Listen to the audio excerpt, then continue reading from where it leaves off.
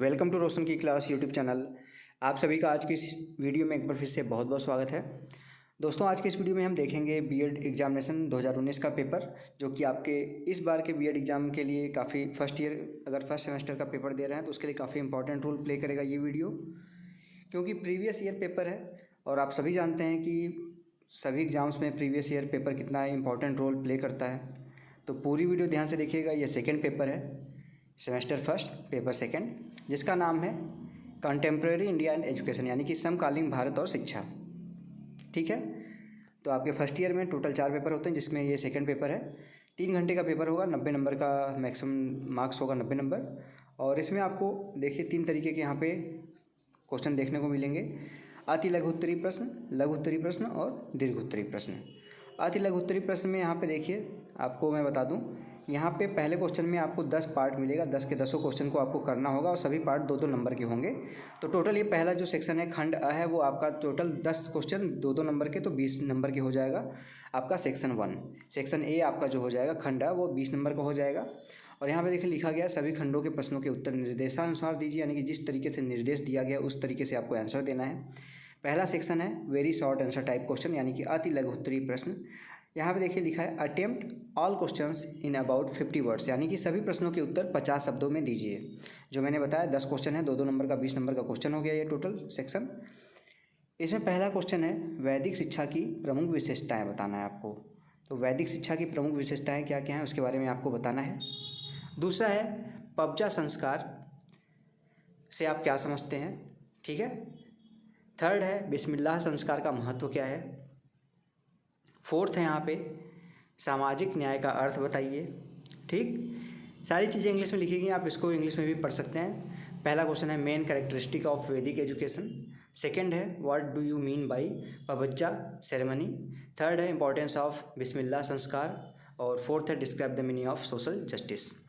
इसके बाद हम चलते हैं अगले क्वेश्चन की तरफ। 5वां क्वेश्चन यहाँ पे थोड़ा सा देखिए, मैं थोड़ा जूम कर देता हूँ, आपको जूम करके दिखा देता हूँ।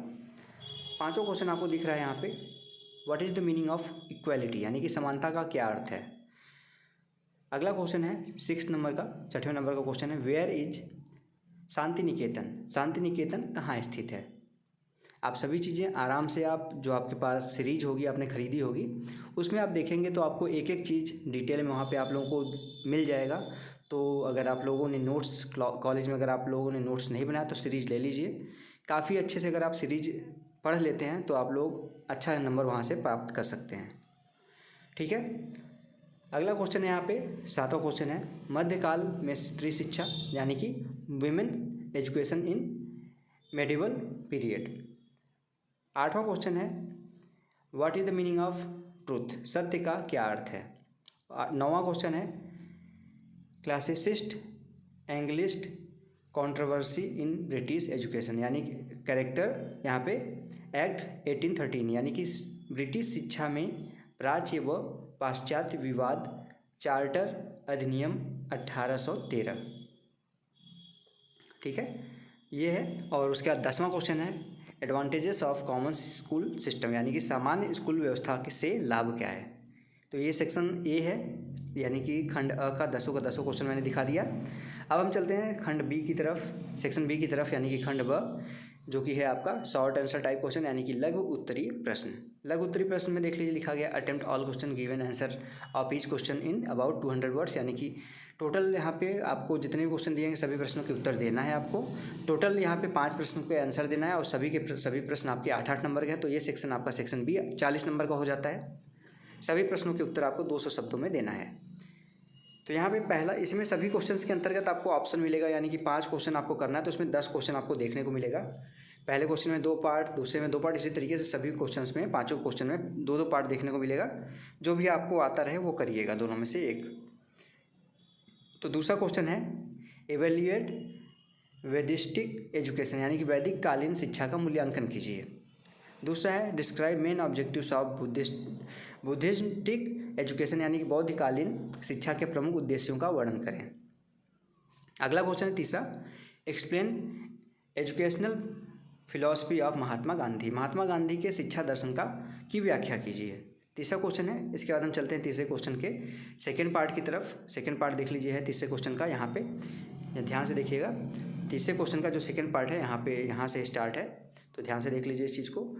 Discuss J Krishnamurti view on aims of education curriculum and methods of teaching, यानी कि शिक्षा के उद्देश्य, पाठ्यक्रम तथा शिक्षण विधि पर जे कृष्णमूर्ति यानी कि जिद्दू कृष्णमूर्ति इनका नाम है, दार्शनिक थे ये भारत के विचारों का उल्लेख कीजिए। ठीक। चौथा क्वेश्चन है what do you understand by individual and social AIIMS of education can balance establish between them, यानी कि शिक्षा के व्यक्तिगत एवं सामाजिक उद्देश्यों से आप क्या समझते हैं, क्या दोनों में संतुलन स्थापित हो सकता है। ठीक। चौथे का सेक्शन दूसरा पार्ट वाला देखिए question, describe the right to education bill and its provisions, यानी कि शिक्षा के मूलाधिकार अधिनियम एवं उसके प्रावधानों का वर्णन कीजिए। अब पांचवा क्वेश्चन है what is the meaning of filtration theory of education, यानी कि शिक्षा के छनाई का सिद्धांत का क्या अर्थ है। और इसमें ऑप्शनल क्वेश्चन है discuss the role of a teacher in socio cultural changes, यानी कि सामाजिक सांस्कृतिक परिवर्तनों में शिक्षक की भूमिका की विवेचना कीजिए। और छठवां क्वेश्चन है what is the influence of recommendation of Indian education commission on development of Indian education, यानी कि भारतीय शिक्षा आयोग की सिफारिशों का भारतीय शिक्षा के विकास पर क्या प्रभाव पड़ा। ये आपका हो गया टोटल, आपका सेक्शन बी भी ख़त्म हो गया यहाँ पे। अब चलते हैं इसका जो छठवें का सेक्शन और वाला क्वेश्चन देख लेते हैं, उसके बाद चलते हैं हम सेक्शन सी की तरफ। छठवें का क्वेश्चन का जो आपका लघु उत्तरीय प्रश्न था उसका लास्ट क्वेश्चन का सेकंड पार्ट है ऑप्शनल वाला, give the role of education in Indian economic development, यानी कि भारतीय आर्थिक विकास में शिक्षा की भूमिका स्पष्ट कीजिए। अब आपका आता है सेक्शन सी, यानी कि खंड स, लॉन्ग आंसर टाइप क्वेश्चन, दीर्घ उत्तरीय प्रश्न है, नोट देख लीजिए, बहुत जरूरी है इसका नोट पढ़ना। Attempt any 2 questions, give answer of each question in about 500 words, यानी कि किन्हीं 2 प्रश्नों के उत्तर दीजिए, प्रत्येक प्रश्न का उत्तर लगभग 500 शब्दों में देना है। 2 क्वेश्चन करना है, यहाँ पे टोटल 5 क्वेश्चन आपको देखने को मिलेगा, उसमें से 2 क्वेश्चन करना है आपको। ठीक। एक क्वेश्चन आपको 15 नंबर का है, तो दोनों क्वेश्चन मिला के 30 नंबर का ये सेक्शन है, और एक क्वेश्चन आपको 500 वर्ड में कम से कम करना है। 7वां क्वेश्चन देख लीजिए, दीर्घ उत्तरीय का पहला क्वेश्चन है, describe the characteristic of Buddhist education, how this system of education is useful in modern context, यानी कि बौद्धकालीन शिक्षा की प्रमुख विशेषताओं का उल्लेख कीजिए, यह शिक्षा पद्धति आधुनिक संदर्भ में किस प्रकार लाभदायक है।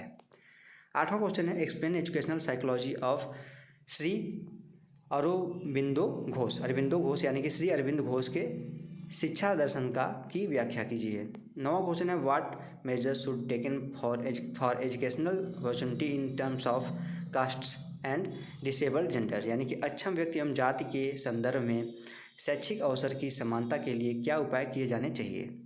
ठीक।